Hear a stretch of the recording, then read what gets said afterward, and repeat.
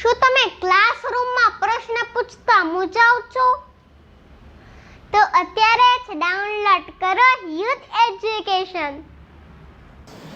નમસ્કાર વિદ્યાર્થી મિત્રો, યુથ એજ્યુકેશન ની અંદર આપનું સ્વાગત છે. અહીંયા તમે ભણી રહ્યા છો ધોરણ 10 વિજ્ઞાનની અંદર ચેપ્ટર નંબર 13 વિદ્યુત પ્રવાહની ચુંબકીય અસર. તો એમની અંદર આપણે વાત કરીએ છીએ સૂર્યવાહકતા હોય તો એની અંદર ઉત્પન્ન થતું અથવા તો ઉદ્ભવતું ચુંબકીય ક્ષેત્ર કઈ દિશામાં છે અથવા એ ચુંબકીય ક્ષેત્રની ભાત કેવી. તમે ગજ્યા ચુંબક માટે ભણી ગયા છો મિત્રો. ગજ્યા ચુંબક માટે શું હોય? તો એના માટે તે n થી s તરફ ચુંબકની અંદર s થી n તરફ બંધ ગળાઓ છે કે નહીં? તો અહીંયા કેવું છે? વાહક તારની અંદર ચુંબકીય ક્ષેત્ર કેવું છે એમની કંઈક આપણે વાત કરવાની છે. વાહક તારના ચુંબકીય ક્ષેત્રની એની આસપાસ એ ચુંબકીય ક્ષેત્ર એના સમાંતર હોય, એને લંબ હોય તો કઈ દિશા હોય.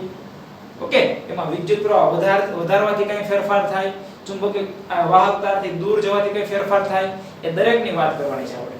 તો જોઈએ એક સરસ આકૃતિ દ્વારા કે પહેલા આપણે જોવાનું શું કે વાહક તારમાં વિદ્યુત પ્રવાહ પસાર કરવાથી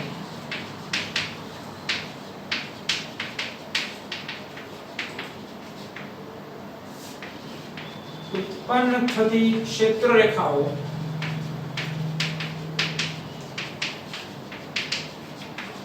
ની ભાત સમજવા માટે આપણે પ્રવૃત્તિ કરીએ, એટલે કે પ્રયોગ કરીએ. કે પ્રયોગમાં કંઈક એવું છે કે આપણે વાહક તારને આ રીતે ગોઠવવાનું છે લંબ.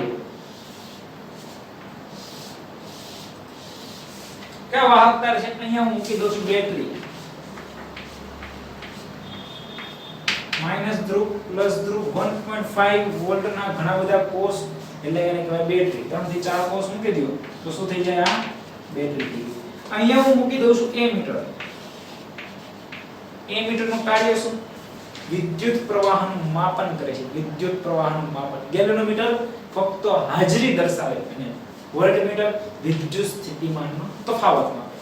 તો આ એમીટર છે. ઓકે, કેટલો વિદ્યુત પ્રવાહ આપણને મળે છે. અહીંયા હું રિયોસ્ટેટ મૂકું છું. રિયોસ્ટેટ નો અર્થ શું થાય? ચલિત અવરોધ. અવરોધ તો છે પણ ચલિત અવરોધને શું કહે? રિયોસ્ટેટ કહીએ. અવરોધ એટલે શું કે ફિક્સ કે 5 ઓહમ લાગુ કર્યો છે, 10 ઓહમ લાગુ કર્યો છે, એ અવરોધ થયો. તમે ચેપ્ટર નંબર 12 ની અંદર સારું ભણીને આવ્યા છો અવરોધ વિશે, ઓહમના નિયમ વિશે ભણીને આવ્યા છો. તો અવરોધ અહીંયા આપણે ફિક્સ કરીએ તો 5 ઓહમ, 10 ઓહમ, 25 ઓહમ જેટલો કરો એટલો કરી શકીએ. પણ ચલિત અવરોધ એટલે શું? આપણે ચાલુમાં બદલી શકીએ. અવરોધ ચાલુમાં બદલી શકીએ. 5, 10, 5, 15 જે પણ કરવો હોય ચાલુ કરી શકીએ. એને રિયોસ્ટેટ કહીએ. શું કહીએ? રિયોસ્ટેટ. અથવા ચલિત અવરોધ એક હોય તો પણ એ જ કહેવાય. અહીંયા કે મીટર ગોઠવેલું છે. ઓકે, હું લખાણ નથી આપતો, તમને હું સમજાવું છું એકદમ ડીપલી. હવે અહીંયા શું મૂકવાનું છે? અહીંયા એક સરસ મજાનું પુઠ્ઠું મૂકવાનું છે. શું મૂકવાનું છે? સરસ મજાનું પુઠ્ઠું. હવે પુઠ્ઠું કેવી રીતે મૂકવાનું છે એ ખૂબ જ અગત્યનું છે. આ પુઠ્ઠું કેવી રીતે મૂકવાનું એ ખૂબ જ અગત્યનું છે કે એ આપણે વાહક તારને લંબ રીતે રહે અને સમતલમાં રહે. હવે પુઠ્ઠાની દિશા આ રીતે છે. પુઠ્ઠું આ રીતે ગોઠવેલું છે અને વાહક તાર આપણે ઉપરથી આ રીતે પસાર કરેલો છે. અહીંયા એક છિદ્ર પાડી દીધું અને એ છિદ્રમાંથી વાહક તાર પસાર કરી દીધું, નીચે આવતો રહે. તો વાહક તાર આ રીતે ગોઠવેલો છે આ રીતે. ઓકે, તમને જેમ દેખાય છે એવી રીતે મેં વાહક તાર ગોઠવેલો છે. એમાં વચ્ચે બેટરી છે, એમીટર છે, રિયોસ્ટેટ છે, અહીંયા હું કળ પણ મૂકી દઉં એટલે કે સ્વિચ. આ પુઠ્ઠું છે. કેવું છે? એક સમતલમાં છે આવી રીતે છે. પણ હું આવી રીતે દોરી તો શું આમ દોરું તો તમને શું દેખાય? એક જ કિનારી દેખાય. હવે હું આમ તો દોરી ના શકું એટલે થોડુંક મેં તમને ત્રાસુ દર્શાવેલું છે. બરાબર, તમે જોઈ શકો ત્રાસુ દર્શાવેલું છે. હવે આમાં વિદ્યુત પ્રવાહ પસાર કરો તો આ પુઠ્ઠામાં તો શું દેખાય? પુઠ્ઠામાં કઈ ન દેખાય. પણ આપણે એક કેમ જીરું મીઠું માટે આપણે નાની ડબ્બી રાખીએ અને આપણે ભભરાવીએ જીરું મીઠું, એ રીતે લોખંડનો ભૂકો આવી ડબ્બીમાં ભરીને આના પર ભભરાવવાનો છે. ઢગલો નથી કરી દેવાનો. શું? આના પર મૂકવાનો છે લોખંડનો ભૂકો.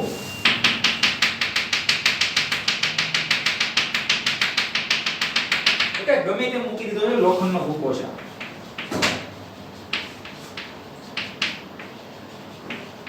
હવે અહીંયા વિદ્યુત પ્રવાહ પસાર કરતો વિદ્યુત પ્રવાહની દિશા કઈ થઈ તો ધનથી ઋણ.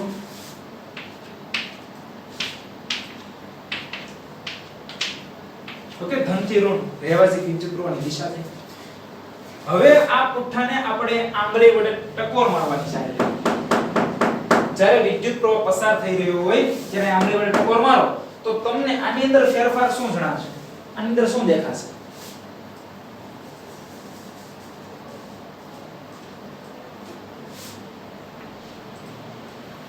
તમને દેખાશે કે આની આસપાસ લોખંડનો ભૂકો કંઈક આવી રીતે ગોઠવાઈ જાય છે.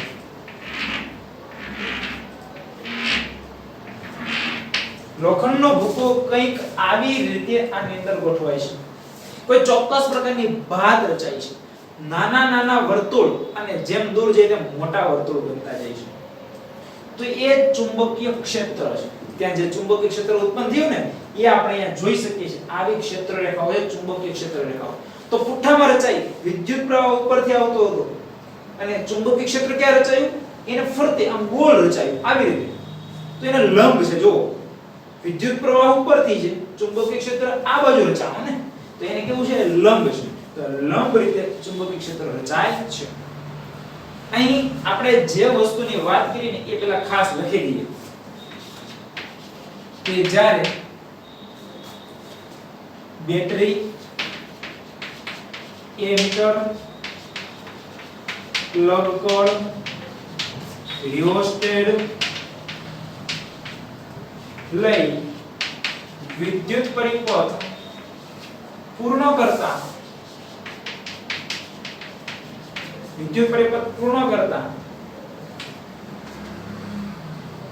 પૂર્ણ કરી તેમાં વાહક તારને લંબ રહે એવી રીતે સમતલમાં પુઠ્ઠાને ગોઠવી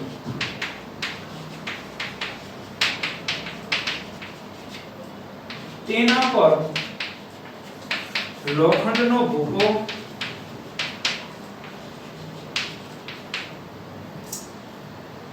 નાખી.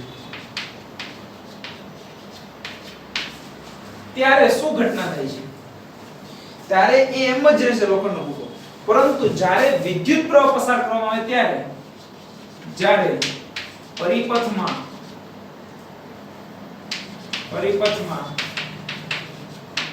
વિદ્યુત પ્રવાહ પસાર કરી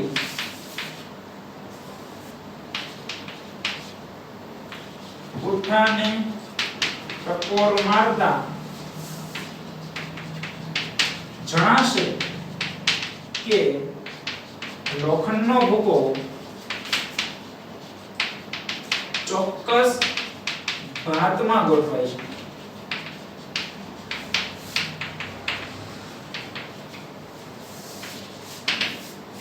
આ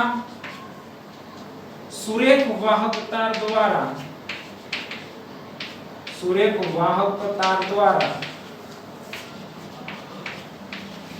ઉદ્ભવતું ચુંબકીય ક્ષેત્ર છે અને તે વર્તુળાકાર ક્ષેત્ર રેખાઓ વાહક તારને લંબ રચે છે. લંબ રૂપે રચે છે. આ આપણને ક્લિયર થઈ ગયું. ચુંબકીય ક્ષેત્ર વાહક તારને લંબ છે. વિદ્યુત પ્રવાહ પસાર કરતા જે વાહક તાર છે એને લંબ છે. બીજી વસ્તુ આપણે અહીંયા શું નોંધવાની છે? અહીંયા તમે ચુંબકીય સોય મૂકો. શું મૂકો? ચુંબકીય સોય. ઓકે, એની દિશા કઈ દિશામાં છે? તો n થી s કે અહીંયા ચુંબકીય ક્ષેત્રની દિશા પણ જાણી શકાય.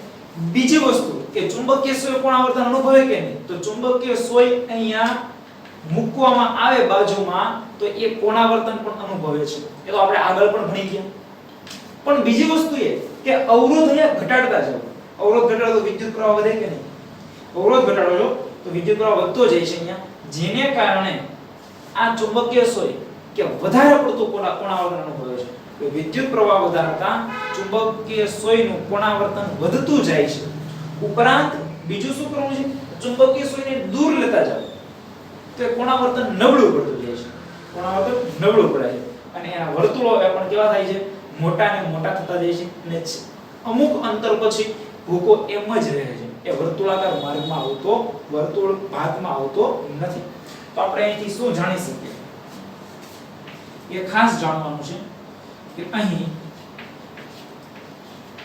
પુઠ્ઠા પર ચુંબકીય સોય મૂકતા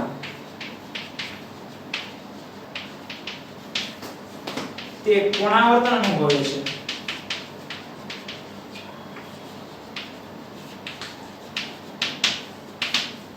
અને અવરોધ ઘટાડતા, અવરોધ ક્યાંથી ઘટાડી શકો તમે, રિયોસ્ટેટ માંથી કે જે ચલિત અવરોધ છે વધારે ઘટાડી શકો. અવરોધ ઘટાડતા પ્રવાહ વધે જેથી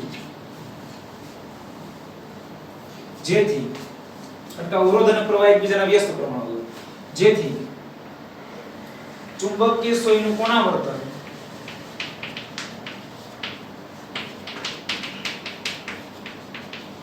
મજબૂત બને છે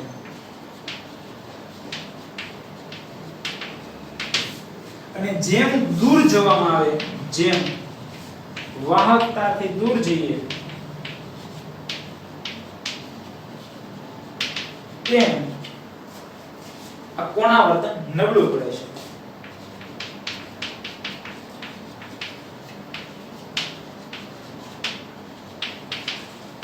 તેમજ શું થાય છે, વર્તુળો નાના થાય. આ વર્તુળો કેવા બને ખબર, સમકેન્દ્રીય વર્તુળો કહેવાય. આ યાદ રાખશો, સમકેન્દ્રીય વર્તુળો છે. સમકેન્દ્રીય એટલે શું, જેનું કેન્દ્ર એક હોય એવા નાના મોટા મોટા મોટા મોટા વર્તુળ બનતા જાય એને સમકેન્દ્રીય કહેવાય. કેન્દ્ર એક છે જે આ વર્તુળનું પણ કેન્દ્ર આ છે, આ વર્તુળનું પણ કેન્દ્ર આ છે, આનું આ કેન્દ્ર પણ આ છે, એટલે કે દરેક વર્તુળના કેન્દ્ર એક હોય એને સમકેન્દ્રીય એવા વર્તુળ બને છે. તેમજ વર્તુળ મોટા થતા જાય તો સુરેખ વાહક તાર દ્વારા ઉત્પન્ન થતા ચુંબકીય ક્ષેત્રની વાત કરી, કેવું ઉત્પન્ન થાય છે એની વાત કરી કે જે એની આસપાસ લંબ રૂપે વિદ્યુત પ્રવાહ વધારવાથી ચુંબકીય ક્ષેત્રની પ્રબળતા વધે, તેમજ શું થાય, જેમ વાહકતાથી દૂર જઈએ તેમ ચુંબકીય ક્ષેત્ર નબળું બનતું જાય છે. આ મુદ્દાઓ ખાસ નોંધવા જેવા અહીંયા છે. તમે આટલી વસ્તુ અહીંથી સમજશો તમને આગળ ચેપ્ટર સમજવામાં ખૂબ જ મદદ થશે. ઓકે, તો આપણે આ ચુંબકીય ક્ષેત્રની દિશા જાણવી છે. તો દિશા જાણવા માટે ચુંબકીય સોય દરેક વખતે ઉપયોગમાં ન લેવી પડે તો એના માટે આપણે આગળ જોઈએ જમણા હાથના અંગૂઠાનો નિયમ. જમણા હાથના અંગૂઠાનો નિયમ, તો એની વાત કરીશું. તો અમારી સાથે જોડાયેલા રહેશો. તમને જો આ વિડિયો ગમે છે તો એને જરૂરથી લાઈક કરશો અને જો વધારે ગમે તો એને શેર પણ કરશો. તમારો કોઈ સવાલ હોય તો કમેન્ટની અંદર જણાવશો. જય હિન્દ, વંદે માતરમ.